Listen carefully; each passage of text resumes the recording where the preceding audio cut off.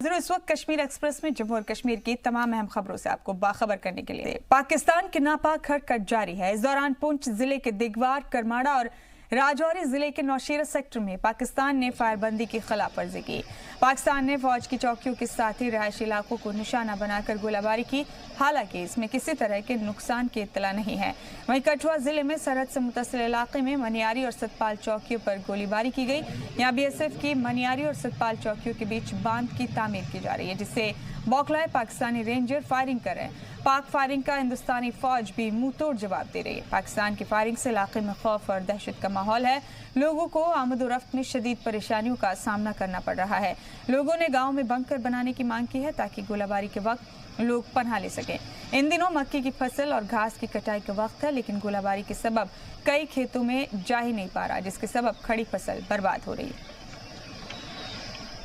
जम्मू कश्मीर से आर्टिकल 370 खत्म होने के बाद पाकिस्तान की तरफ से पुंछ जिले के कई इलाकों में जबरदस्त गोलाबारी हो रही है। हम आपको बता दें, आज शाम 4 बजे से पाकिस्तान की तरफ से पुंछ के दिगवार सेक्टर में गोलाबारी की जा रही है। गोलाबारी इतनी ज़बरदस्त है कि जो मोटार हैं वो सीधा गाँव में आके गिर रहे हैं, जिससे लोगों में एक डर का माहौल पैदा हो गया है। हमारे साथ इस गाँव के एक नौजवान हैं, उनसे बात करते हैं। सर, ये बताइए कब गोलाबारी शुरू और किस तरीके का डर है? ये शाम 4 बजे से लेकर अभी तक पाकिस्तान की तरफ से बहुत ज़्यादा गोलाबारी की जा रही है और हमारी भारतीय सेना भी पाकिस्तान को मुंह तोड़ जवाब दे रही है। लेकिन पाकिस्तान आज 3-4 दिन से लगातार इस एरिया में बहुत ज़्यादा गोलाबारी कर रहा है और गांव के लोग बहुत डरे से हैं। और ये पाकिस्तान को, हम यही चाहते हैं कि हमारी भारतीय सेना पाकिस्तान को मुंह तोड़ जवाब दे। जब पाकिस्तान लगातार गाँव को निशाना बना रहे तो किस तरीके का फिर माहौल रहता है, किसी का डर, उस वक्त आप लोग क्या करते हैं? हम कोई घरों में छुप जाता है, कोई जहाँ छुपने की जगह मिलती है वहाँ पे हम लोग छुप जाते हैं अपनी जान बचाने के लिए। जैसा कि गांव वालों का कहना है कि पाकिस्तान की तरफ से इतनी ज़बरदस्त गोलाबारी हो रही है कि बड़ी मुश्किल से हम अपनी जान बचाते हैं। LOC सेक्टर दिगवार से रमेश पाली, जी मीडिया पुंछ। वहीं जम्मू कश्मीर के डीजीपी दिलबाग सिंह ने कहा है कि रियासत के उड़ी, राजौरी, पुंछ और कई दीगर इलाकों में पाकिस्तानी फौज की जानिब से लगातार फायरबंदी की खिलाफवर्जी की जा रही है।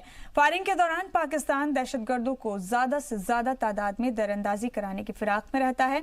उन्होंने बताया कि इन सभी सरहदी इलाकों में हमारी घुसपैठ मुखालिफ ग्रिड बहुत मजबूत है, जिन्होंने इस तरह की कई कोशिशों को नाकाम कर दिया है। हाल ही में फौज की मुहिम के दौरान कई दहशतगर्द मारे गए हैं। उन्होंने बताया कि रियासत में दहशतगर्द सरगर्म अमल है। अभी सरगर्म दहशतगर्दों की तादाद 200 से 300 के आसपास है।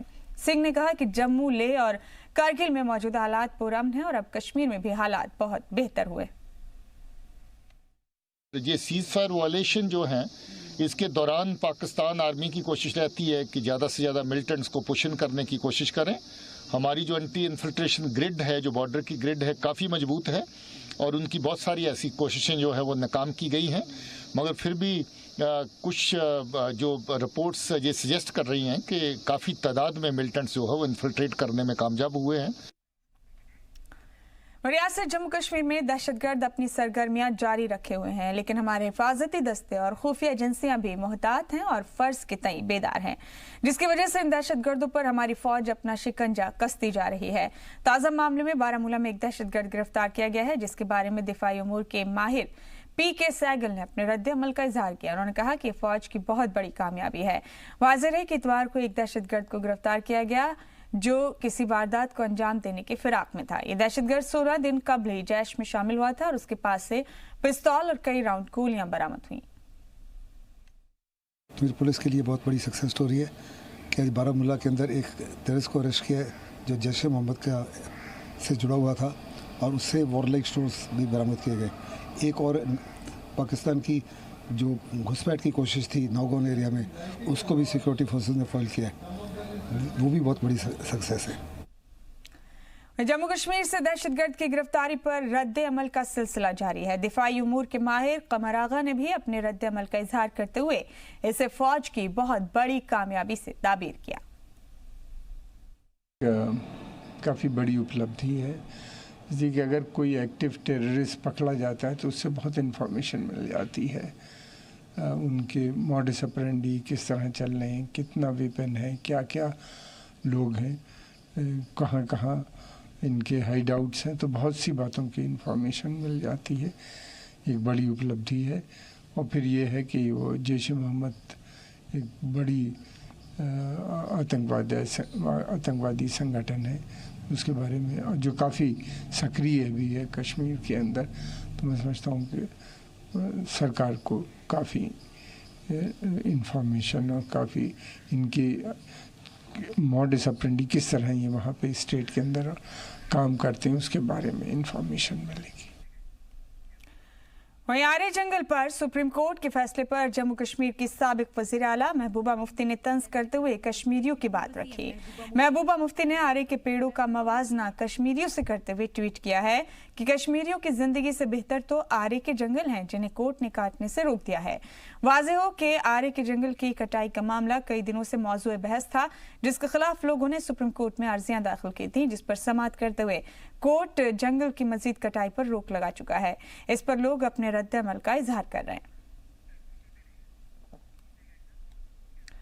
और आपको बता दें कि इसी महीने पाकिस्तान को और ज्यादा पाबंदियां झेलनी पड़ सकती हैं। फाइनेंशियल एक्शन टास्क फोर्स यानी FATF की एशिया पैसिफिक ग्रुप की रिपोर्ट से खुलासा हुआ है कि पाकिस्तान ने दहशतगर्द तंजीमों के खिलाफ कोई कार्रवाई नहीं की है।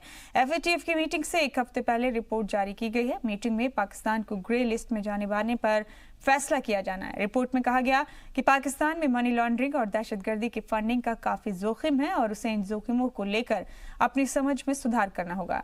ये जोखिम मुल्क में चल रहे मुख्तलिफ दहशतगर्दाना तंजीमों से जुड़े हैं। APG रिपोर्ट के मुताबिक APG रिपोर्ट के बाद इस बात के काफी इम्कान है कि पेरिस में 13 से 18 अक्टूबर के बीच होने वाली FATF की अहम मीटिंग के दौरान पाकिस्तान को ग्रे लिस्ट में ही बरकरार रखा जाए।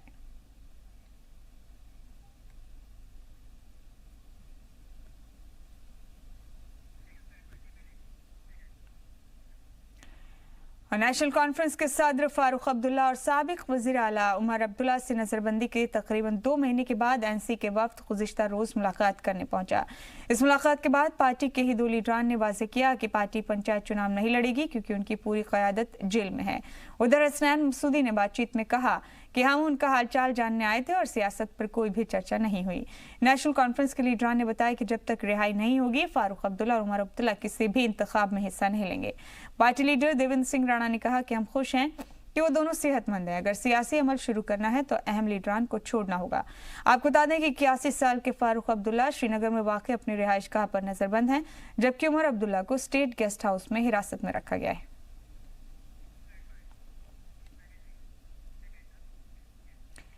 और मरकजी हुकूमत ने एक और खूबसूरत तोहफा वंदे भारत की शक्ल में जम्मू के अवाम को अता किया है। दिल्ली से कटरा तक चलने वाली पहली वंदे भारत ट्रेन बहुत ही शानदार है और उसका सफर बहुत ही आरामदेह है और पुरसुकून भी। जी मीडिया के नुमाइंदे ने इस ट्रेन और इससे सफर का मुकम्मल तौर पर जायजा लिया।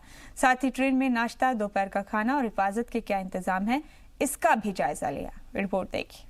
ट्रेन आप वंदे भारत देख रही हैं और इसकी खासियत यह है कि सबसे पहली खासियत यह है कि इसमें कम टाइम लगेगा। जो 12 घंटे का वक्त लगता है अभी दिल्ली से कटरा जाने का, वो अब 8 घंटे का सफ़र वंदे भारत से होगा। दूसरी महत्वपूर्ण बात यह है कि पूरी AC ट्रेन है, सिटिंग चेयर कार है, इसमें 2 एग्जीक्यूटिव क्लास हैं और जैसा मैंने तस्वीरों में बताया अभी आपको कि इसमें आपकी जो सीट है वो 180 डिग्री घूम सकती है, ये भी सहूलियत है। और महत्वपूर्ण बात ये भी है इसमें कि जो वक्त है वो तो कम लगेगा ही। जो आप परिवार के साथ सफ़र करना चाहें तो आराम से जो सिटिंग अरेंजमेंट है वो अच्छा है। और सबसे महत्वपूर्ण बात यह है कि हवाई जहाज़ की तरह कहे, एरोप्लेन की तरह जो अंदर का इंटीरियर है वो डिज़ाइन किया गया है, यानी इंटीरियर अच्छा है। आपकी टच लाइट्स हैं बहुत सारे। जो अगर आप ड्राइवर से बात करना चाहें, ट्रेन के पायलट से बात करना चाहें तो उस पर जो माइक का सिस्टम भी दिया गया है कि आप सीधे कोई इमरजेंसी है तो सीधे ट्रेन के ड्राइवर से बात कर सकते हैं।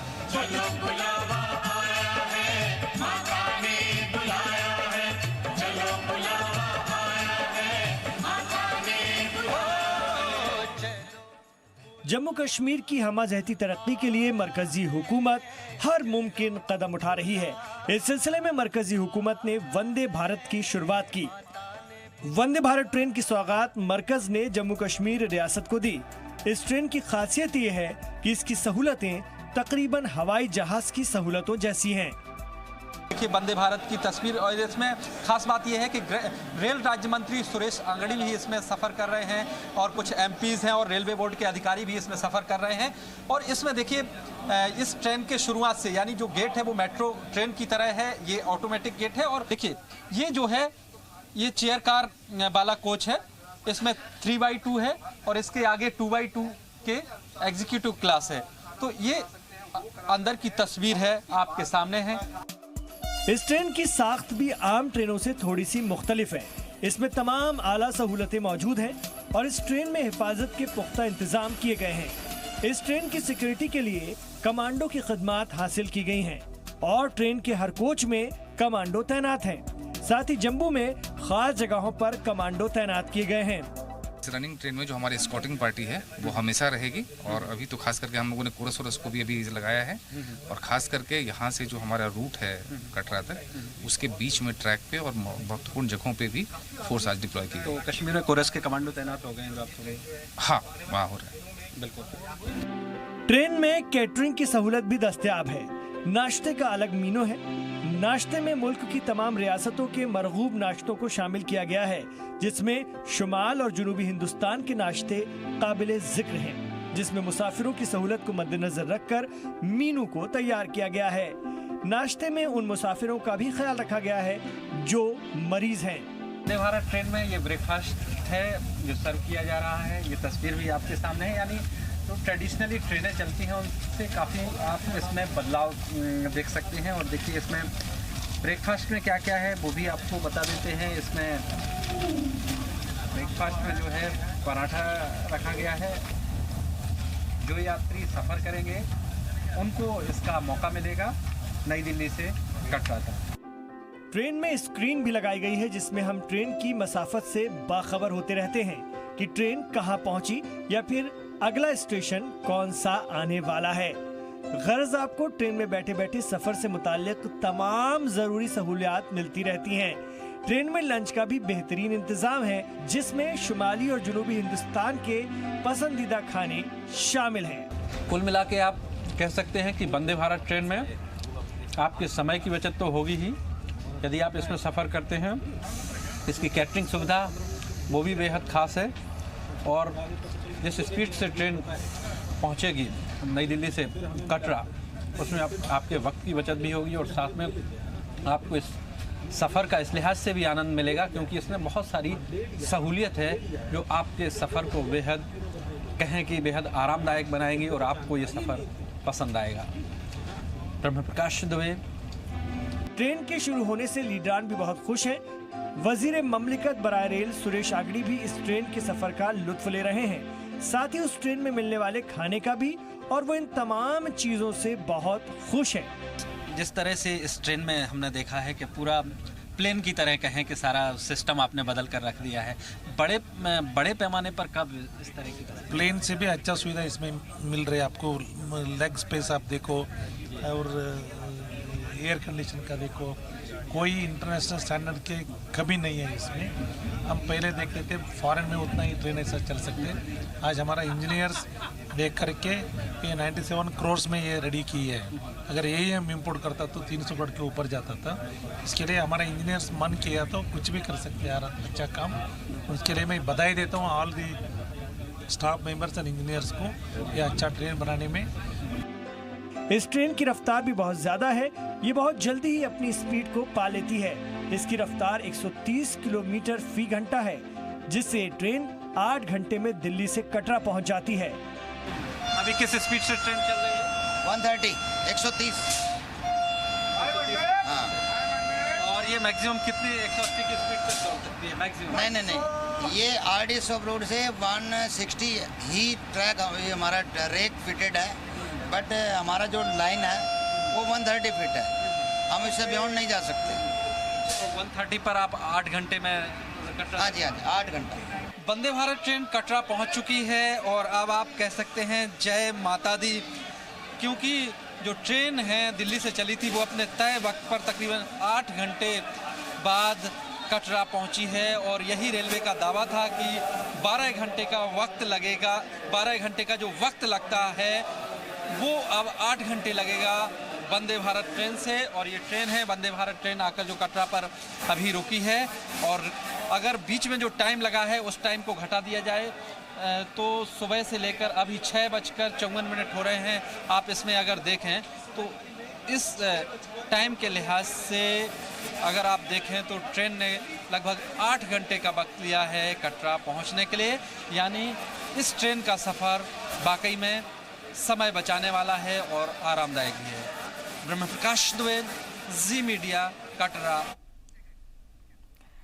बढ़ते हैं खबरों में आगे। वजीर आजम तालीम के तई संजीदा है और बेटी बचाओ बेटी पढ़ाओ की मुहिम से हर कोई वाकिफ है, लेकिन अभी भी लड़कियों का एक ब्लाइंड स्कूल है जो सरकार की नजर करम से महरूम है।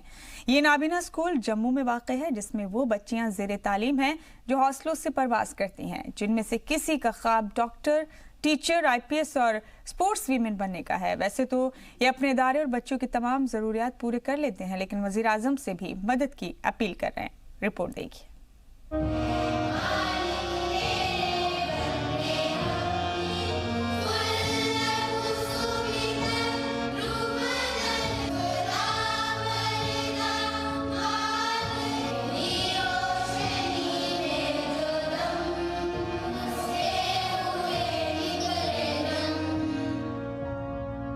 वज़ीर आज़म नरेंद्र मोदी मुल्क की तरक्की के साथ साथ लड़कियों की तालीम के लिए भी कोशा हैं।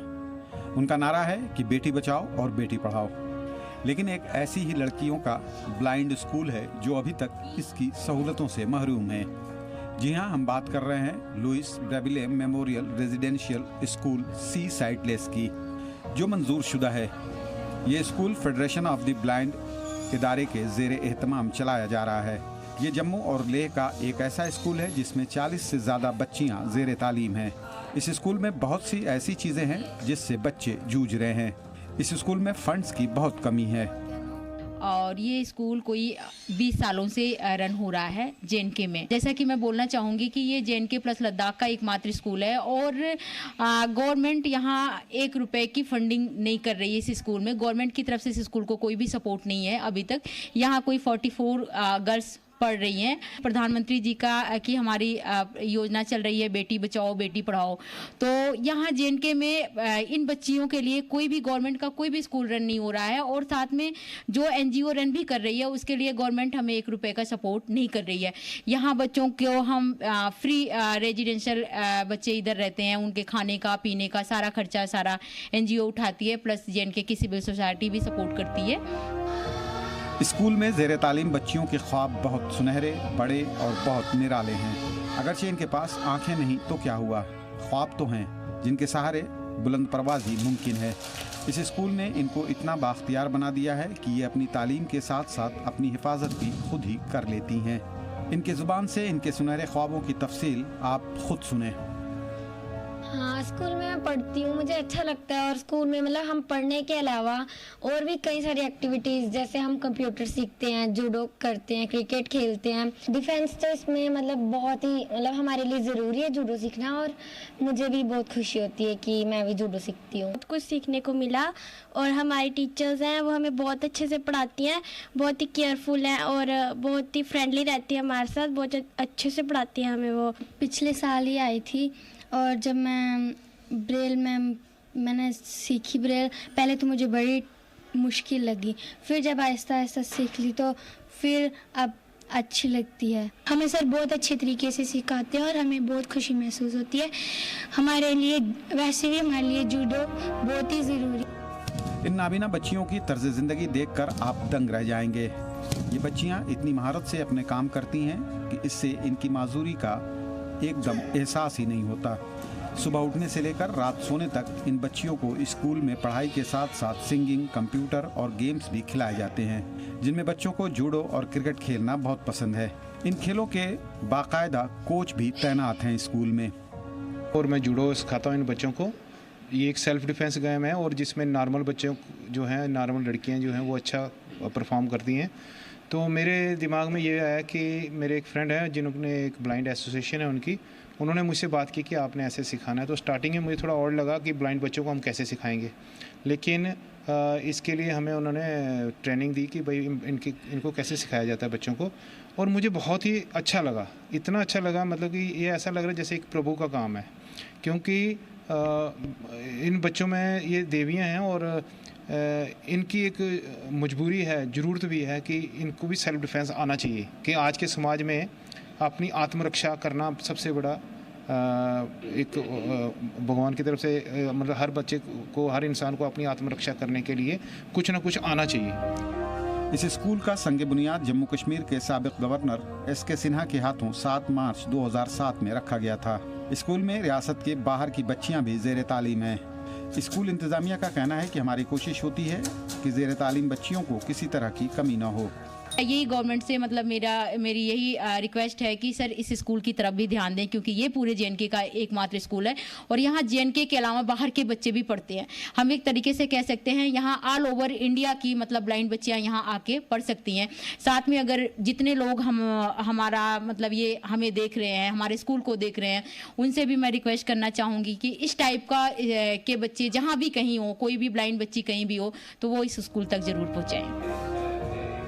स्कूल के जिम्मेदारान ने आवाम से अपील की है कि अगर आपके घर या आसपास कोई नाबीना बच्ची है तो आप उस बच्ची को हमारे पास लाएं या फिर किसी तरह पहुंचाने की कोशिश करें। स्कूल का हेल्पलाइन नंबर 9596877440 है।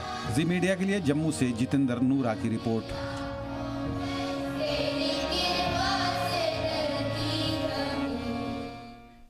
जम्मू कश्मीर में 24 अक्टूबर को होने वाले ब्लॉक डेवलपमेंट काउंसिल के इंतखाबात के लिए बीजेपी ने अपने उम्मीदवारों के नाम जारी करना शुरू कर दिया है, जबकि नेशनल कॉन्फ्रेंस और पीडीपी पंचायत इंतखाबात की तरह बीडीसी इंतखाब से भी किनारा करने का फैसला कर चुकी हैं। कांग्रेस, पैंथर्स पार्टी और कुछ छोटी पार्टियां पहले ही इंतखाबात में हिस्सा लेने का ऐलान कर चुकी हैं। जम्मू कश्मीर में आर्टिकल 370-35A को हटाए जाने के बाद हालात मामूल पर होते ही मरकजी हुकूमत ने बीडीसी इंतखाबात करवाने का अमल शुरू कर दिया है, जिसके सिलसिले में सरपंचों और पंचों में खुशी की लहर दौड़ गई है। बीजेपी ने रियासत के सभी जिलों में अपने उम्मीदवारों के नामों की फेहरिस्त को फाइनल कर दिया है। भाजपा दफ्तर रामबन में रियासती नायब सदर राजीव चाढ़क की सदारत में 7 पर्चे भरने को कहा गया है। रियासत की तारीख में पहली बार होने जा रहा है जब बीडीसी इंतखाब में बीजेपी ने खातून उम्मीदवारों को भी बड़ी तादाद में मैदान में उतारा है। पर्चा नामजदगी की आखिरी तारीख 9 अक्टूबर है। भरे गए पर्चों की जांच 10 अक्टूबर को होगी, जबकि नाम वापस लेने की आखिरी तारीख 11 अक्टूबर रखी गई। आज जिला रामबन के 7 ब्लॉक डेवलपमेंट चेयरमैन के कैंडिडेट्स को मैंडेट दिए गए, 3 अभी बाकी हैं। हम भारत के प्रधानमंत्री श्री नरेंद्र मोदी जी का हार्दिक धन्यवाद करते हैं कि उन्होंने जम्मू कश्मीर में जो 3 टायर सिस्टम था उसको लागू किया और पंचायती राज जो है वो पूर्णतः यहाँ लागू हुआ। नहीं तो यहाँ पर जो भौगोलिक स्थिति से देखें, ये बहुत पिछड़ा हुआ इलाका है। यहाँ पर अधिकांश अधिकारी जो थे वो नहीं पहुंच पाते थे, लेकिन ये इलेक्टेड रिप्रेजेंटेटिव वहां तक पहुंच पाएंगे और उन इलाकों की जो तरक्की होगी। भारतीय जनता पार्टी का जो मानना है सबका साथ, सबका विकास, सबका विश्वास, यही मुद्दा लेकर जो भारतीय जनता पार्टी जम्मू कश्मीर में भी चली है। और ये जो हमने यहाँ 11 ब्लॉक हैं इस जिला रामबन में, मुझे लगता है 11 के 11 भारतीय जनता पार्टी की झोली में आएंगे। लोगों को विश्वास है कि एकमात्र पार्टी है जो जम्मू कश्मीर का और खासकर जिला रामबन का विकास कर सकती है, वह भारतीय जनता पार्टी है। इसमें लोग बड़ी आगे की ओर बढ़ रहे हैं और भारतीय जनता पार्टी जो है वो लोगों के साथ कदम से कदम मिला के चल रही है। रामनवमी के मौके पर जम्मू में शिवसेना सदर बाला साहेब ठाकरे द्वारा डांडिया का इनेकाद। उद्धव ठाकरे ने डांडिया का इनेकाद किया। इसमें कलाकारों ने डांडिया करके नाज़रीन को मुतासिर किया। उनका कहना था कि जम्मू में पहली बार डांडिया कर काफ़ी मज़ा आया और अच्छा लगा। शिवसेना के जनरल सेक्रेटरी मनीष साहनी ने इस दौरान रामनवमी की मुबारकबाद पेश की और कहा कि उम्मीद है कि महाराष्ट्र में शिवसेना को बड़ी जीत हासिल होगी। आज का हमारा कार्यक्रम रामनवमी के उपलक्ष्य में था। शिवसेना बाला साहब ठाकरे जम्मू कश्मीर इकाई ने पहली बार इस बार रामनवमी की झांकी निकाली है और पवित्र छड़ी जो हम हर साल पिछले 36 सालों से लगातार पवित्र छड़ी माता वैष्णो देवी के दरबार में लेके जा रहे हैं, आज उसकी खेतरी और जोत को हम परवान करने के लिए तवी नदी के किनारे जा रहे हैं। आज हमने यहाँ पर जम्मू में पहली बार हमारे बच्चों ने, हमारी अखनूर इकाई ने यहाँ पर डांडिया डांस का कार्यक्रम रखा है, जो जम्मू और पूरे रघुनाथ बाजार के लोगों के लिए एक काफ़ी आकर्षण का केंद्र रहा है। हम इसके साथ ही हम माता के दरबार के अंदर आज अपील करते हैं कि जम्मू कश्मीर के अंदर शांति बहाली हो और जम्मू कश्मीर विकास की राह पर चले। और इसके साथ ही जो महाराष्ट्र के अंदर चुनाव निश्चित हो रहा है, विधानसभा चुनाव, वहाँ के अंदर शिवसेना को बड़ी जीत हासिल हो और हमारे युवा नेता आदित्य ठाकरे वहाँ के आने वाले समय में मुख्यमंत्री बने। वहीं सिलेक्शन प्रोसेस में देरी होने से कैंडिडेट्स ने एहतजाजी मुजाहरा किया। उन्होंने कहा कि 2012 में जम्मू कश्मीर पुलिस महकमे ने एसडीआरएफ में कांस्टेबल की 355 पोस्ट निकाली थी, लेकिन 6 साल के बाद भी सिलेक्शन प्रोसेस पूरा नहीं हो पाया और कई कैंडिडेट अब ओवर एज हो गए। उन्होंने कहा कि अब फिर से भर्ती का नोटिफिकेशन जारी हुआ है। मुजाहिरीन ने पहले ओवर एज हुए कैंडिडेट्स को एडजस्ट करने की अपील की। आपके माध्यम से माननीय होम मिनिस्टर अमित शाह जी को ये कहना चाहता हूं कि जम्मू कश्मीर के अंदर जो एसडीआरएफ कैंडिडेट का जो ये मसला बना है काफ़ी देर से, 1 साल से, मैं माननीय गवर्नर साहब को भी ये कहना चाहता हूं और माननीय डीजीपी साहब को भी मैं ये याद दिलाना चाहता हूं कि आपने 1 महीना पहले जो यहाँ पे अनाउंसमेंट की थी कि 50,000 नौकरियां हम यहाँ पे देंगे जम्मू कश्मीर के अंदर, लेकिन मैं माननीय अमित शाह जी को ये कहना चाहता हूँ कि सबसे पहले आप जम्मू कश्मीर के अंदर एसडीआरएफ जो हमारे यहाँ पे कैंडिडेट दरब हो रहे हैं, एवरेज कैंडिडेट उनका, और हमारे जो माननीय अपने एडवाइजर साहब के विजय कुमार जी जो हैं, उनको भी मैं ये कहना चाहता हूँ कि एसडीआरएफ का जो है वो जल्द से जल्द मसला क्लियर की जाए।